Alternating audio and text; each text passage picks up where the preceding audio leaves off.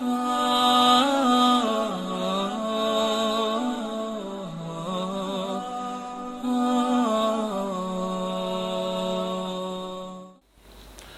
صغیر میں ہمارے اکابر نے اس بارے میں جس رویے، ایک دوسرے کے لیے جن احترامات، ایک دوسرے کا پہ جو اعتماد کا اظہار کیا ہے، اسی پس منظر میں اقبال نے کہا تھا، آہ اس راز سے واقف ہے نہ ملا نہ فقیہ، وحدت افکار کی بے وحدت کردار ہے خام۔ اور دوسری جگہ فرمایا، ہے زندہ فقط وحدت افکار سے ملت، ہے زندہ فقط وحدت افکار سے ملت، وحدت ہو فنا جس سے وہ الہام بھی الہاد۔ جو وحدت کو پارا پارا کرے وہ اللہ کا پیغام نہیں ہو سکتا۔ اس پہ ایک دو واقعات میں ذکر کر لوں۔ ایک مشہور واقعہ ہے، ہمارے علماء حدیث خاندان کے مشہور خاندان ہے غزنوی خاندان، ان میں ایک بڑے علمی شخصیت ماضی قریب کی گزرے ہے مولانا داؤد غزنوی رحمۃ اللہ علیہ۔ وہ ہمارے علماء دیوبند کے مشہور اور بڑے ادارے جامعہ اشرفیہ لاہور میں تشریف لا رہے تھے، تو پہلے اطلاع ہو گئی تھی، رابطہ تھا کہ ہم نے آنا ہے۔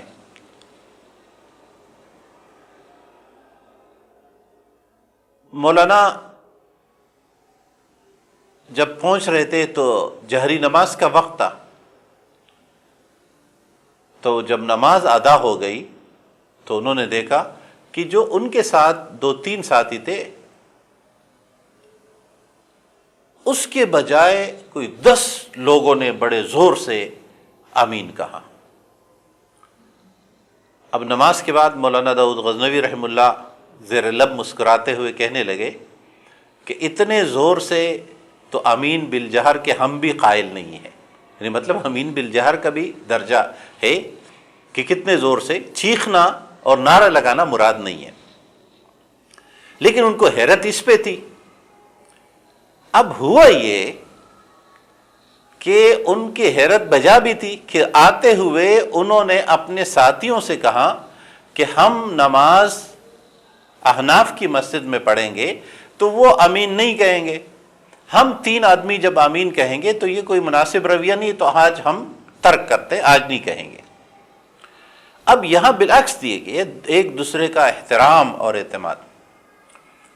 کہ جامعہ اشرفیہ کے ذمہ داران نے،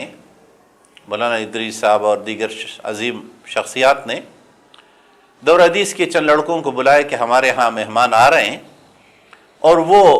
2-3 لوگ ہوں گے اتنی بڑی مسجد میں، اگر وہ صرف آمین کہیں گے تو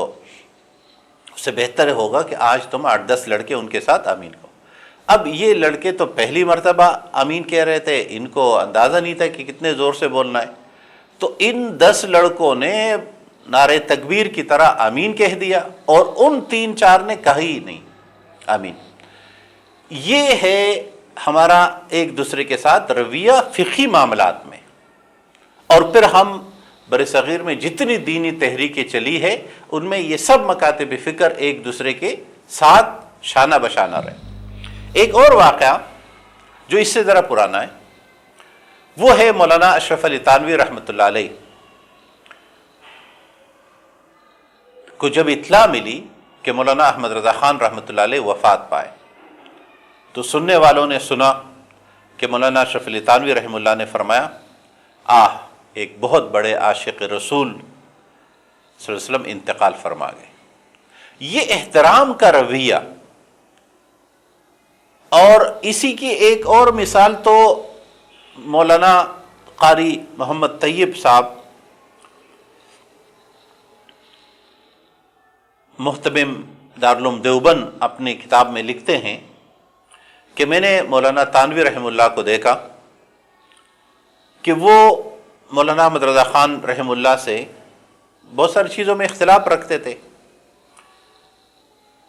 لیکن جب مجلس میں ذکر آتا، جب ان کا ذکر فرماتے تو ہمیشہ مولانا اور صاحب کا اضافہ کرتے نام کے ساتھ، کبھی وہ مولانا اور صاحب کے بغیر مولانا احمد رضا خان رحم اللہ کا نام نہیں لیتے تھے۔ تو فرماتے کہ ایک دفعہ مجلس میں کسی نے صرف احمد رضا خان کہہ دیا تو مولانا شریف تھانوی صاحب نے انہیں ڈانٹا اور کہا کہ عالم میں دین تو ہے، تم منصب کی توہین کر رہے ہو، بے حرمتی کر رہے ہو۔ اور پھر مولانا شریف تھانوی رحمہ اللہ نے اس پہ ناراضگی کا اظہار فرمایا۔ اس طرح کا ایک اور واقعہ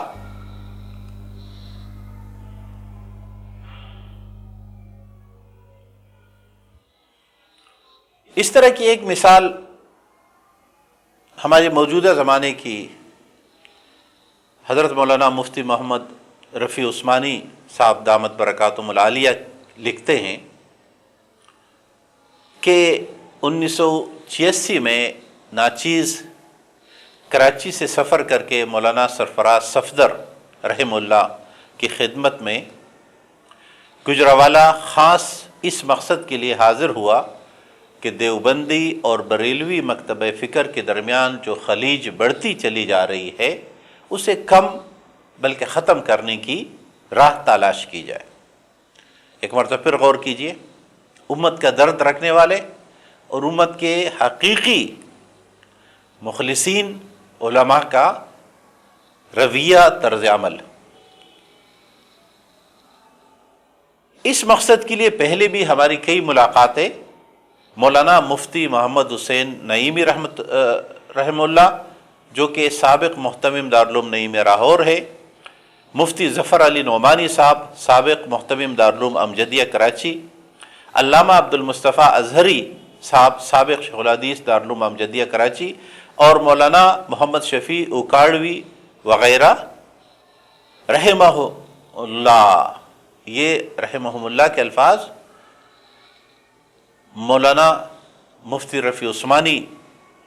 دعوت برکاتہم کے ہیں، انہیں میں نے اضافہ نہیں کیا یہ الفاظ۔ ان سب حضرات کا تعلق بریلوی مکتبہ فکر سے ہیں۔ ان ملاقاتوں سے میں اس نتیجے پر پہنچا کہ عقائد کے باب میں دونوں مکاتب فکر کا اختلاف بڑی حد تک صرف تعبیر اور الفاظ کا ہے، یعنی یہ تنازع لفظی ہے زیادہ تر۔ حقیقت میں ایسا کوئی اختلاف عقائد کے باب میں نہیں ہے کہ جس کی بنا پر ایک دوسرے کو گمراہ اور فاسق قرار دیا جائے۔ ہاں بہت سے اعمال میں یہ اختلاف ضرور ہے کہ ہم انہیں بدعت کہتے ہیں اور ان کے نزدیک وہ بدعت میں داخل نہیں ہے۔ یہ ایک طویل مضمون ہے جس کا ایک حصہ میں نے آپ کے ساتھ شیئر کیا۔